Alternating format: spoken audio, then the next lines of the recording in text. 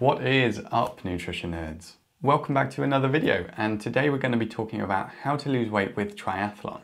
We'll cover the why, the how to do it safely, and go through some nutrition tips to make sure that you can continue training as well as possible while losing weight. This is a slightly longer video than usual, but I've made this as your triathlon weight loss guide, and we cover everything which I think you need to know. You can always watch a bit, let it soak in, and then come back at another point to watch the rest. So let's jump in.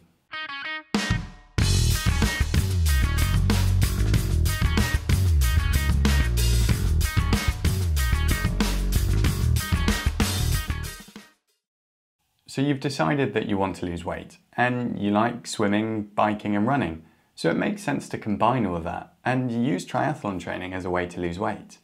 Awesome. Now the first thing to cover is the why. I'm not going to go into that particularly right now because your reasons are your own.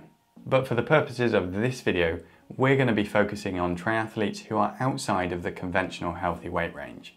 There's always a bit of discrepancy and mixed thoughts on weight, but let's just keep the focus pretty narrow here and help those who want to lose weight safely. I'm going to do a video specifically on racing weight and everything around that in the next couple of weeks because that's another important topic. So if you're interested in that, then make sure you press the subscribe button and the notification icon to get notified when I do release a video on it. If you're already in a healthy weight range and considering whether you want to just drop a little bit more, then wait for that video because I go over that in more detail and talk about the type of things that you need to consider. So anyway, back to the main topic of this video. You've decided that you want to lose weight. How do you actually go about it, and how do you know how much you need to eat in order to lose weight but still fuel your triathlon training? This is really important, and it's actually a bit of a difficult balance. Go overboard with your nutrition and you won't lose weight. But if you don't fuel your training well enough, then you're much more likely to run yourself into the ground, feel rubbish, lacking in energy, and at a much higher risk of illness and injury. So we've got to find that sweet spot, and I'll help you with that. Let's start with the basic principles of weight loss. In order to lose weight, you have to use up more calories than you consume, so that you're in something called a calorie deficit. And you need to be in a calorie deficit to lose weight. There's not really any other way around that. And in order to lose about 0.5 kilograms or about 1 pound per week, you need to be eating about 500 calories less per day than you would need to just maintain your weight. So that's a pretty simple basic principle. You eat about 500 calories less per day than what you need and you lose weight. Now let's just talk quickly about that calorie amount of 500 less per day, which equals about 0.5 kilos per week or 2 kilos per month of weight loss. Some of you may think that's fast and some of you may think that's pretty slow. You can lose weight at a quicker rate than that. It's definitely possible, and in relative terms, it is safe. But there are a few reasons why I would suggest that 0.5 kilos per week rate is the rate that you should be aiming for while still trying to train for a triathlon. Firstly, and probably most importantly, it's sustainable. It's so common that when you lose weight at a faster rate than that, it's because you've made a sudden, drastic change. You're suddenly consuming a lot less calories per day than you need. And whether that's due to you restricting or removing carbohydrates, fasting for a large proportion of the day, or another similar change. Often those things just aren't sustainable because they're so different from your usual lifestyle. And they don't change your habits or your eating behaviors, so it doesn't lead to positive long-term changes. But the reason why that 0.5 kilograms rate per week is good is because it isn't drastically different. You can still eat enough to feel full and stick to your usual eating habits. You can just eat a little bit less and you're so much more likely to stick to this kind of calorie deficit over the long term. Secondly, and this is really important when it comes to triathlon and exercise, is that it is safer. I know that I did just say a minute ago that losing weight at a quicker rate than that 0.5 kilos is safe, and it is. But when you add exercise in, especially as much as triathletes like to, then you really run the risk of not providing your body with enough energy to sustain itself while training. So the one side of that is that you just don't have enough energy to exercise and train as you would like to. it's much more likely that you'll feel flat, unmotivated, or just feel bleh.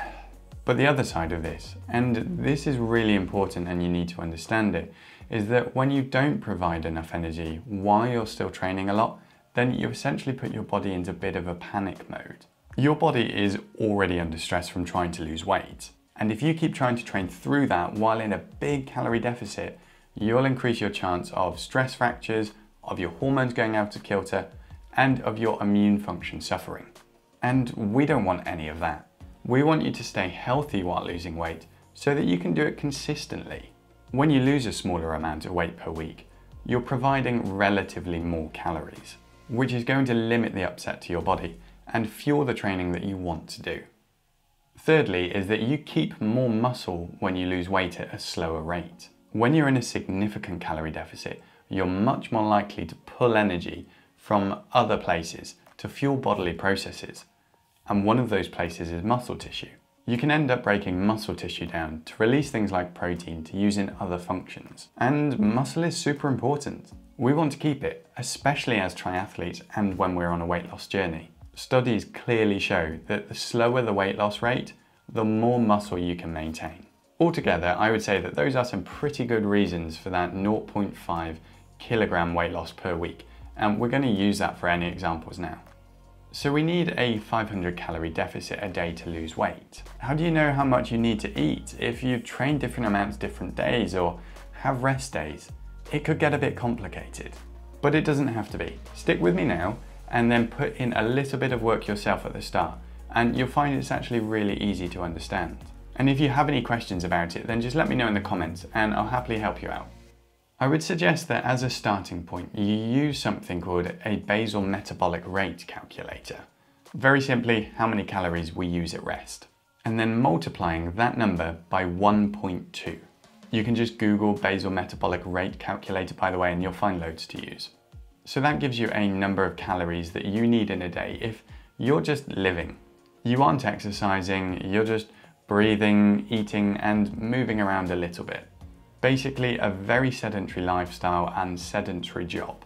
And based on that, you have how many calories that you need in a day to just maintain weight. So for me, for my height, weight and age, in order to just maintain my weight, I need about 2,000 calories a day. And remember, at this point, this is not including any exercise or an active job. So this gives you your baseline number of calories, and then you can use that number to work out how much you need to eat when you add in exercise. Or for example, just on a rest day. Depending on what kind of exercise you do and how hard that exercise is, then you're going to use up somewhere between 500 to 900 calories per hour. Now that's quite a variation, and this is also very individual. Your fitness trackers will probably give you some idea, and they can base that on things like your heart rate and your weight. But often they aren't super accurate, so some trial and error will be needed. But as a rough ballpark figure, I would say about 600 calories per hour for easy training and up to about 900 calories per hour for full-blown nasty town training. So now we're going to use those calories that we burnt in exercise and add them to our daily total that we need to just maintain weight. You can then work out how many calories you need to be in a 500 calorie deficit by subtracting 500 calories from that number. So let's do that together with my example. So for me, there was that basal metabolic rate calculation which I did, which I multiplied by 1.2 to get around 2,000 calories.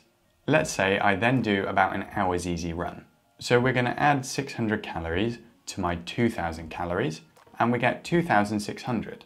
That would be the amount of calories that I need per day to maintain my weight with an hour's easy training. So then I minus 500 calories, so I'm in that 500 calorie deficit, and that's 2,100 calories. I've put some more examples in the description for you, and hopefully you can see that you can use this to work out how many calories you would need to eat, and you can account for basically any intensity or duration of exercise. It's not 100% accurate, but it's good enough to make sure that you lose weight safely, and you can always tweak it a bit as you go along. Now you can work out how much you need to eat per day, and you can change the amount you eat if that works for you. The other option you have is that if you already know how much you exercise per week, you can do the daily calculations and then you can just average it out so that you eat the same amount every day. I've put an example in the description for you for that as well. Do what works best for you and that you're most likely to stick to. If you're happy to tailor your daily nutrition, then that's great. But if you find it better to just eat the same sort of things and the same amounts every day, that's fine too. Hopefully that all makes sense to you guys. Once you've got your head around it, it's simple enough. You've just got to put a bit of work in at the start. But do let me know if you've got any questions.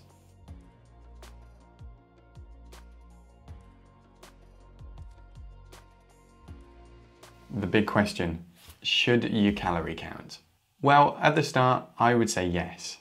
It's really helpful to just get an idea of how much food you're actually eating. Once you know the amounts of the common foods that you eat, then you can stop doing it and you can just use the scales to see what your weight does over the long term. I really want to encourage good eating habits, and calorie counting probably isn't that helpful for it over a longer time frame. But short term, it can be so powerful. If you don't want to calorie count, then the very easy way to know whether you're eating too much, too little, or just right is to see what your weight does over a couple of weeks. If it goes up, you're in a calorie surplus. If it goes down, you're in a calorie deficit. And we don't need to make it more complicated than that.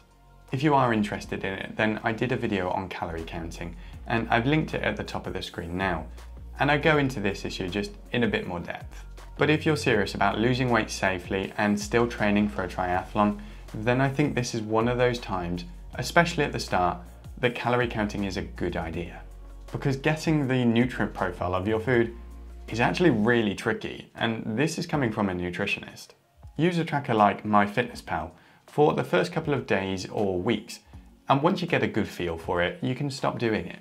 Now, it's super important to stress here, give yourself a bit of leeway with the calories and don't worry too much about them.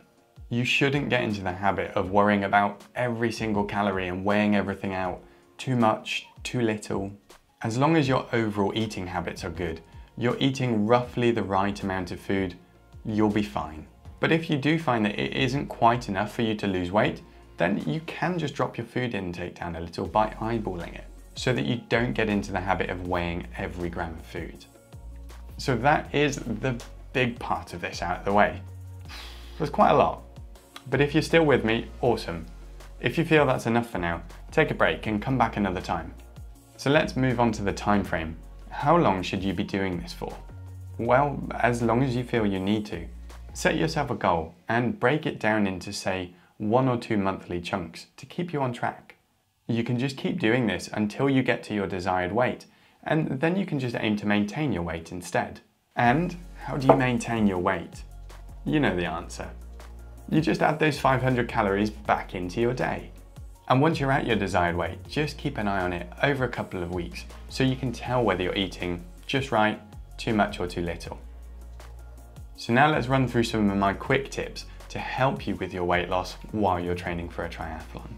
If you're serious about your training, then you need to make sure that your weight loss strategy doesn't involve you suddenly removing carbohydrates from your diet. You need carbohydrates to be able to perform high intensity training. So if you take them out, all that's going to happen is you're going to feel rubbish and you're not going to be able to train as hard as you'd like to. So keep them in, just reduce them a bit. Linked with this is my second tip, which is to make the most of your nutrition around your training sessions. Directly after a training session, especially after something like a high intensity session, is a perfect time to start replenishing your body's carbohydrate stores because it does it most efficiently at this point. This video is probably going to be long enough already, so I've linked another one which I've already done which covers this topic in more detail, including things like protein intake. If it fits in your calorie amount, then having a carby snack after high intensity training is a great way to make sure that you can keep fueling your training while losing weight. And if you're doing a session that lasts longer than 90 minutes, it's worth still having snacks while you do it. If you limit yourself too severely, especially on long runs or rides, you'll end up bonking, feeling awful, and want to eat everything afterwards. My third tip is to make sure you stay hydrated. Not only will it make you feel better, and your body will appreciate it, but it will help to deal with some of that hunger that you'll find when you're in a calorie deficit. The thirst and hunger center in your brain are closely linked, and they're often confused. Sometimes you might actually just be thirsty and dehydrated, but you think you're hungry instead. So keeping well hydrated can help with those weight loss goals. Fourth, make sure you do some strength training every week. Muscle is a hungry tissue and it uses up more energy than fatty tissue. And it's obviously great for triathletes because we need that muscle so that we can swim, bike and run. So by doing strength sessions during a weight loss journey and after, you can build more muscle, which will in turn use more calories and keep you stronger, fitter and healthier over the long term. Fifth, and this is one that I really care about, is to train for weight loss and not performance. By that, I mean that I want you to make your focus while losing weight.